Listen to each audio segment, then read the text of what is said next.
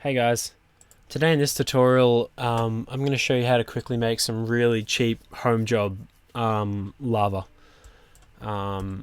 It's pretty cool, it's resizable, we can set it up to do damage to your player and anything that falls in it, and then in some later tutorials I'll show you how to make some lava bubbles that can bounce out of it and explode and stuff, and also some platforms that'll move up and down and sink and etc etc. So let's get started. The material for this lava is going to be really basic. If you want a good lava material, a good tutorial to watch is Lava by Dean Ashford. He's got a really good one. So let's just go in here, we'll go new folder, and we'll just call this lava. And we'll right click, new blueprint class, actor, and we'll just call this lava BP. Just like that. Now the first thing that we're going to use is we might just use a static mesh for the lava volume. So we'll just call this lava vol, like that, and you'll see why we're using a static mesh in a minute. So make that a cube, just like that, and we'll go down and we'll change the collision presets to overlap all, so that we can walk through it. So we'll drag that into the world just like that, and okay. So that's going to be the lava. As I said, it's going to be very basic. So we might also make just a really cheap home job material. So we'll just call this lava underscore M. By the way, to get that, you right click in your content browser and just say material. Now in here, if you hold 3 and left click, you'll get a color. Hold M and left click for a multiply. Hook the color up to the multiply. Click the multiply and then change constant B to, I don't know, like 5. You right click the color, you can convert it to a parameter, and we'll call that color, just like that. And if you change the default value to something that looks like lava, red, and then you hook the multiply up to emissive color,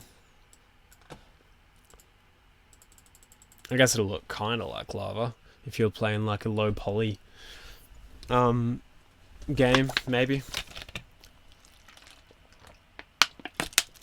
And just give that a sec.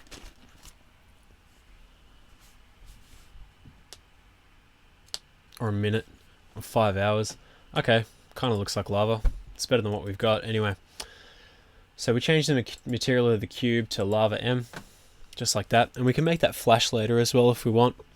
Okay, so if you go to the construction script, drag your control drag your lava volume, and we'll say set scale. Oops, not set mass scale. Set world scale, I think is the one we want. Yeah, set world scale. So this is just going to give us more control over how large our lava tile is. And the new scale, we might just promote that to a variable, I guess. And we'll just call this lava scale, like that. Compile and save. We can close down that material. Click yes to save it all, and apply it and whatever. My computer's having a tough time today. Okay, so click public on your lava scale so we can change it in the editor.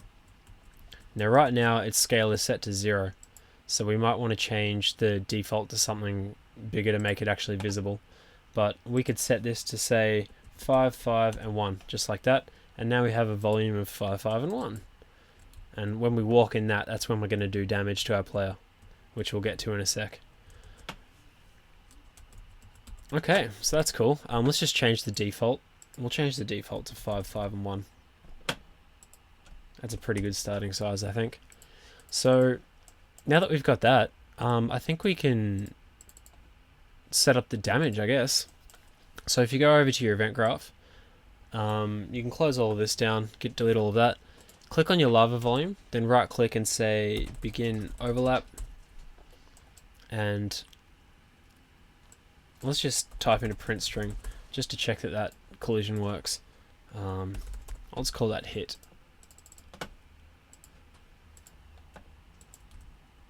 Okay, so the hit, it definitely registers that we've fallen into it. Okay, so the thing is with the lava volume is that you want to do repeated damage to every actor that's overlapped with the volume at any given time. It's not just like you fall in it and then you fire an event and do damage. It's like we're going to need a repeating function that'll continuously do damage, not just to one actor, but to every actor that's in it. So let's see if we can build that first. We might have... I guess we could make it a function. Well, let's do this first. So off of other actor, we're going to say add array, like that. And on that array, the array that we're going to be adding to, rather, is going to be called actors overlapped by lava. Another thing that we might do is just before that, let's just have a branch like this. And is there a class equal? Yeah, equal class.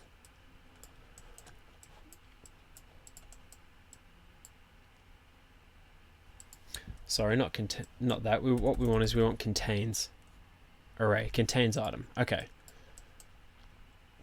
And what we're going to do down here is we're just going to add a new variable, and this is going to be called Damageable Classes. So what we're going to put in this is going to be an array of type actor class. Sorry, actor, and then you need to go class reference there. And in this, we're going to put every actor that can be damageable by lava. There are better ways to do a system like this, but just for the sake of this example, let's just do it like this, and you'll see what I mean. So damageable classes, inside of those damageable classes, we'll just put in our third person character for now. So the third person character is the only thing that can be damaged by lava. But let's say later on you wanted to have like AI and things like that, you'll put those classes in here as well. So then off of other actor, we're going to say get class, and then we're going to check if the class of the overlapped actor is of the damageable classes, and if it is, then we're going to add it to the array of actors that can be damaged by the lava, because this array of actors is going to be damaged by every unit of time passed that they're in the lava. Okay, so that's cool. So now what we might do is we'll add another event up here, and we can call this start doing damage to overlapped actors. A bit of a clumsy name, but it'll do. Now we'll call that off of here, start doing damage to overlapped actors. And what the damage function is going to look like, you'd have to, it'll depend on your health system that you used in the game, but just for the sake of its demonstration, what we'll do is we'll get our overlapped actors by that, and we'll just say for each loop. And so for every actor that's in the overlapped array, if they have a health thing, you'll just cast off that and you'll say take away health or whatever. We're just going to say print string for now. Ouch. Cool. So we can collapse that, and we can call this do damage. Do damage to all actors. And then if we go inside of this and off the completed one, we say return node like that. And then what we can do is we'll have a delay like this. And this here will be the damage frequency. So we can promote to variable and say damage frequency. And let's just say that's default of like 1 second. So every 1 second you're in the lava, you're going to take damage. And you'll also take it the instant that you go into the lava. So off of that, then what we'll do is we'll get our actors overlapped by lava like this, and we'll get our length of that. This is just to check, this is going to be a check to see if there's anything left in the lava. So actually, before we do that, let's just go down here, and we'll go lava vol, we'll right click and we'll say end overlap. So when an actor leaves the volume, we'll do the same check as this thing up here. Check that it's actually of the right class, otherwise we won't worry about it. And then off of true, what we're going to do when you leave it is we're going to get our actors overlap by lava array, and we're going to say remove item. And the item that we're going to remove is the actor that left. Okay? So, if you begin overlap with lava, you get added to the array that does damage, and the lava starts doing damage, which is up here. If you leave the lava, you get removed from the array of actors that is being done damage by the lava. And now we need to build the mechanism to actually stop this loop, because we don't want this running unnecessarily when there's nothing in the lava. So that's where this comes in. Sorry that was a bit roundabout and probably hard to follow, but hopefully that makes sense now that I've built that other bit. So we get the length of the actors overlap by lava, and we'll say int greater than 0, I guess is a good way to do it. So is there more than 0 items in the actors overlapped by lava? If there is, then drag off true and you can add a reroute node and you connect that back to do damage like that. So this will continue to run so long as there are actors that are overlapped by the lava. And if they're not, then it's not going to loop and it'll stop doing the damage. Okay, let's give that a go. Plate. Ouch. Ouch. Ouch. Ouch. Okay, cool. So that's doing damage. Very simple, but it's lava. It's lava, alright. Cool, so that's that. I mean, you can make it a bit more fancy and you can add in sounds and things like that. So do damage to actors. You could spawn a particle system on all of them. So spawn emitter at location.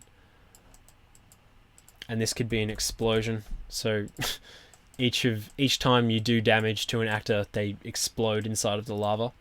So off of array element, we'll say get actor location, because the array element is the current actor that we're doing damage to, and we'll just make the explosion at the location of the actor, like that. And we could say spawn sound at location as well, and that can just be explosion, and the location of the sound will be the same as the location of the particle system, just like that. So now if we go in like this, bang, bang. That's probably really loud. So that's him. He's taking damage, alright. Excellent. Well, I might just leave that here for that one. That's basically your lava system. I mean, if you wanted to improve it, you could...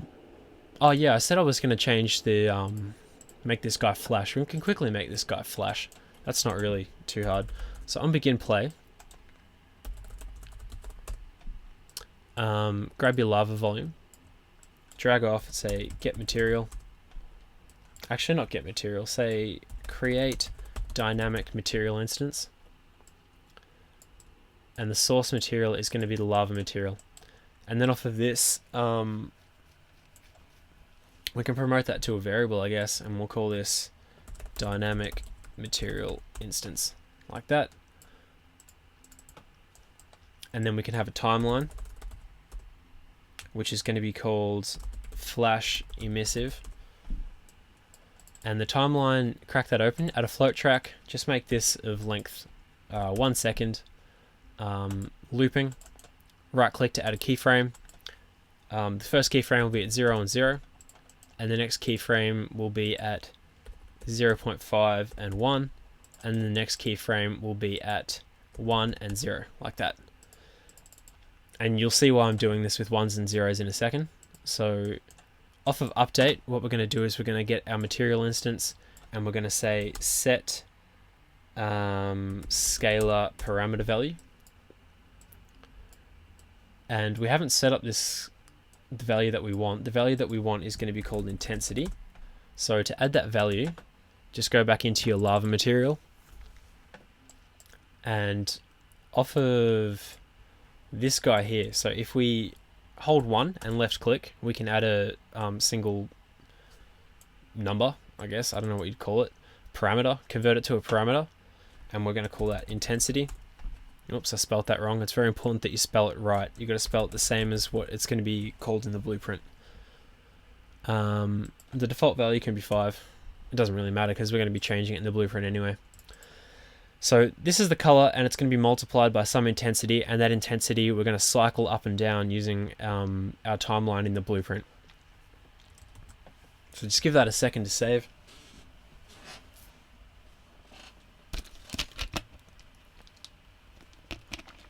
Come on, man, you can do it. Okay. Close down the material.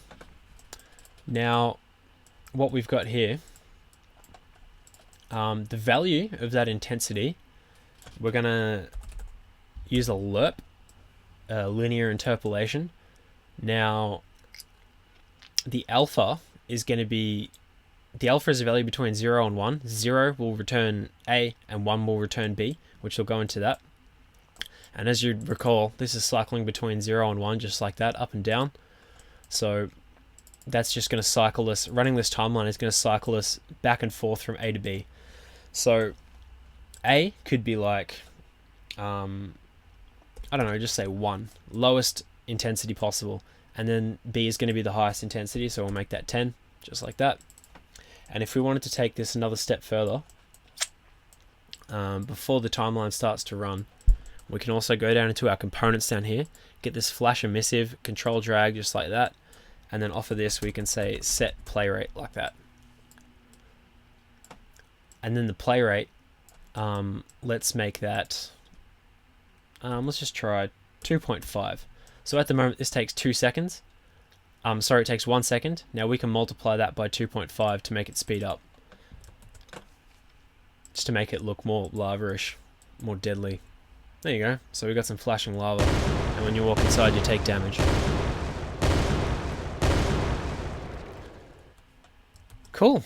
Alright, well that's going to be it for this tutorial. In the next tutorial, I'll show you how to make a flying lava bubble that'll spawn out of this and we can hit the player. Oh, I should show you how to resize this before we go as well. So it's super simple. Just change the scale, just like that. So we can cover the entire floor if we wanted. Easy.